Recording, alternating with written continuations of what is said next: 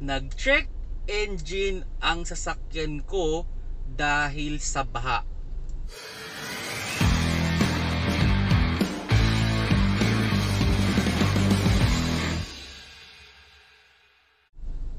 Hello mga paps, I'm Kuya Shane at may na-receive tayong message, no? At related na naman sa baha, at ang problema niya ay nag-check engine daw ang kanyang sasakyan nung lumusong siya sa baha. At ano daw ba yung maganda niyang gawin?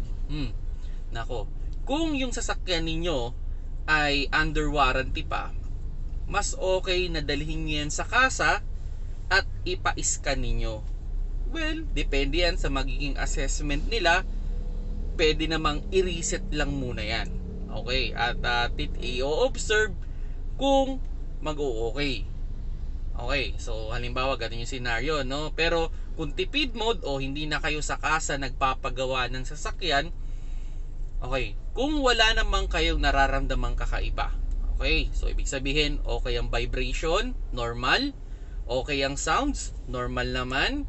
Okay? O wala kayong naririnig na something na unusual o nararamdamang kakaiba sa inyong sasakyan, well, pwede nyo namang i-reset yan. Isa sa mga way to reset dyan ay yung pagtatanggal ng negative terminal ng battery.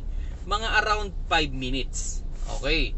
Ito ay kung wala lang kayong nararamdamang kakaiba, ha?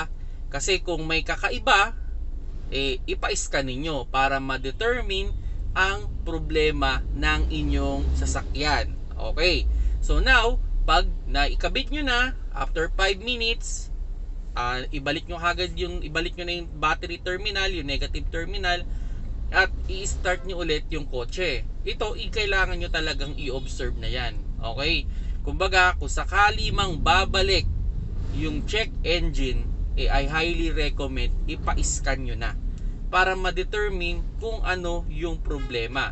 Isa sa mga common issue na ang sasakyan ay nag-check engine is oxygen sensor.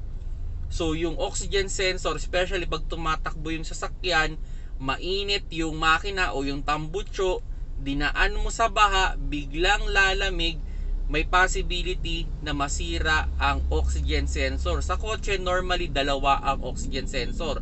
At ang madalas na nasisira ay yung nasa unahan o yung malapit sa makina. Kasi ano yan oxygen sensor na isa from the engine, may unang oxygen sensor yan sa exhaust, then catalytic converter, then another oxygen sensor. Ang normal na nasisira ay yung bago dumating sa catalytic converter.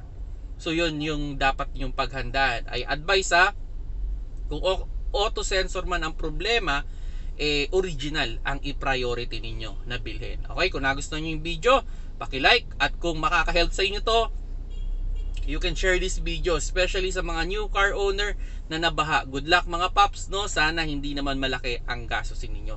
Salamat sa panonood. Keep safe mga paps.